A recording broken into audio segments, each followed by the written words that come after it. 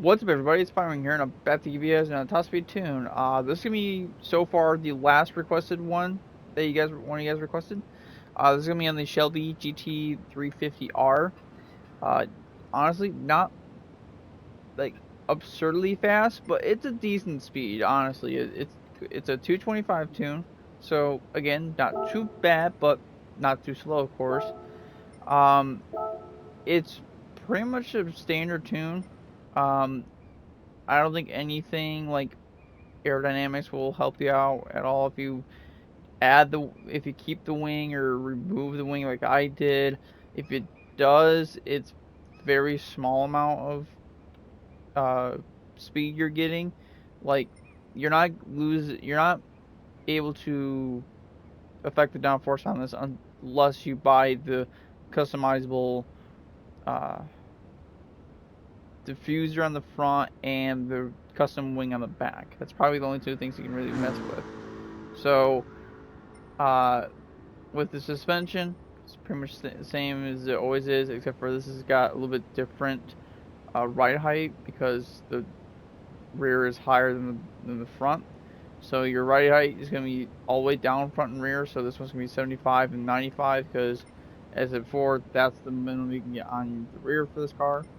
Anti-roll bars are always going to be on you guys. I do know that if you do increase them, they will increase your handling at least in a straightaway. I'm not sure how well they're going to do on like turns, so on here it's fine. Compression is going to be 40 front and rear. Expansion is going to be 30 front and rear. You want your natural frequency or spring rate all the way down front and rear. Negative, the camber is going to be at 3.0 in the front and 1.5 in the rear. The reason I'm keeping with this because it doesn't seem to mess with the speed a whole lot. If it does, you guys do notice it, most likely what you guys would want to do then at that point is to just make the camber at 0, because I think a lot of camber won't help you out that much at all, honestly, and no toe angle whatsoever. Going over to the top speed, I believe this is the standard where it is at for stock. If it is not, because it's been a while since I've done this one, I would say if it's at, even if it's at 260, which I don't think it would be at, but even if it is, bring it to 290. And I know I did mess with the final on this, so once you get to 290, take the final from where it is stock and bring it down to 354, and you should be able to match up the numbers I have right now. If you guys are having any issues with that, then I would say try to match up the very last number, like for fifth gear, especially with this car because this is a fifth gear tune. So you want to try to match up the 445. Don't try to match the 1.115 because you won't get the same number that I'm reading right now. So once you guys get that matched up, should be good. Um, I don't think it'll go any faster if you do. Well, I wouldn't say stretch out the gear, but if you make the gear smaller, I don't think you'll get a whole lot. If you do, it's at most 5 to 10 miles per hour you're going to be gaining extra, if that. But I do know that this car does like the lower RPMs, so you can't go too far in the higher RPMs or it won't gain a whole lot of speed out of it whatsoever. Like right now, this is at like the bottom of the meter where you just start seeing like the little red pop up, as you guys will see a little bit later when I go out to track to show you guys where it hits it and all that stuff. But yeah, hopefully this gave you guys enough time to write it down, do whatever you guys need to do, and I'm gonna head out to the track and show you where how well it does and all that. With how low the speed it goes, it's gonna handle pretty good. This will be honestly more of a, I guess it's a Daytona tune, I guess you could say, because the speeds like this on Route X aren't like, what you say, like they're not like jaw dropping, of course, but like they're pretty decent. With the wind speed I'm currently getting right now, you're probably gonna hit about 224. Probably. I had a little bit better wind direction, so you'll probably get like 226 to 227 with really good wind direction, maybe even for 230. But at regular, like LT standard, you're gonna get about 225. It's got pretty decent acceleration. We're gonna hit about 222-ish, almost 222, to the bottom of the hill, to the start of the hill, really.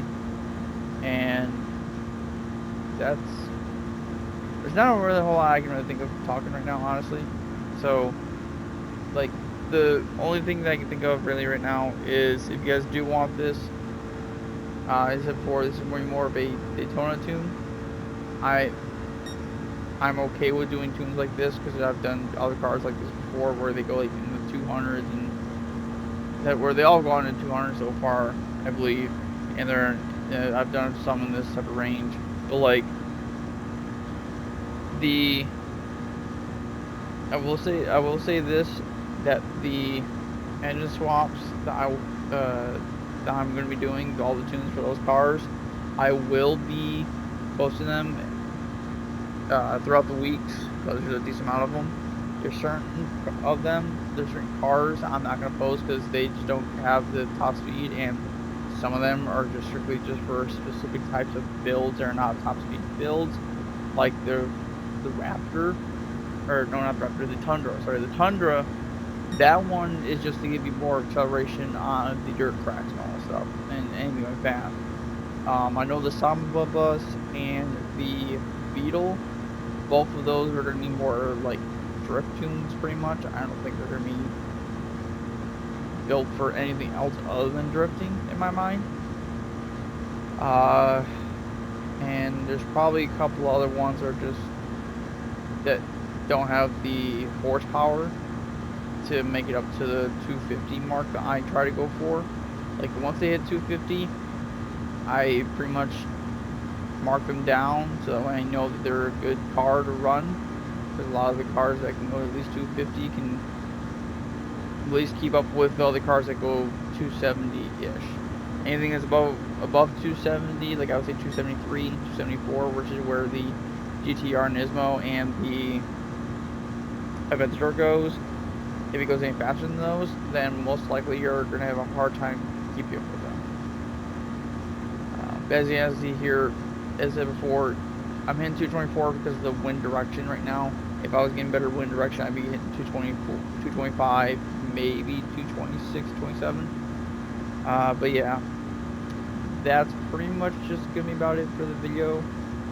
One last thing before I close up, before doing the closeouts for the video. Continuation on to continue talking about the engine swaps. The only two cars I'm not going to do currently right now, because I want to wait to see what everyone else gets right now to see if anybody's having problems with them, is the Silvia Q, not the K, the Q, the Silvia Q, and the RX-7, because those two are the fastest engine swaps right now, and I'm still kind of working on the Silvia right now. The RX-7 I think I have spot on. I don't know how well everyone else is getting on that, but I got that spot on in my mind. I'm still working on the Silvia though. But yeah, with that, that'll be the end of the video. If you guys like the video, hit the like button. Also subscribe for more videos. Also, if you guys have any questions, or if you guys want to see me if you guys want me to do any more top speed tunes for other cars I have not done previously, put them down in the comments below. And also share to get these tunes spread out, help out the community and all that stuff. But yeah, with that, I will see you guys next video.